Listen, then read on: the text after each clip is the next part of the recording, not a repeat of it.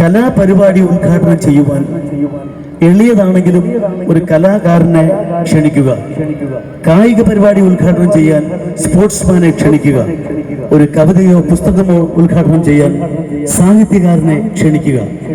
ഇങ്ങനെയുള്ള ഉചിതമായ തീരുമാനം ഔചിത്യപൂർവം എന്നെ ക്ഷണിച്ച ഇതിന്റെ പ്രവർത്തകരെയാണ് ഞാൻ മനസ്സിൽ ഇടം നൽകി സൂക്ഷിക്കുന്നത്. പാലത്തിന്റെയോ ഒന്നും ഉദ്ഘാടനമല്ല. സർവധനത്തേക്കാൾ മൂല്യമുള്ള വിദ്യാധനം മാറി മാറി വരുന്ന തലമുറയ്ക്ക് പകർന്നു കൊടുത്ത് അരനൂറ്റാണ്ടിനോടടുക്കം വാർഷിക ആഘോഷമാണ്. ഇതിൽ പരം മഹത്തരമായ പരിപാടി മറ്റൊന്ന്.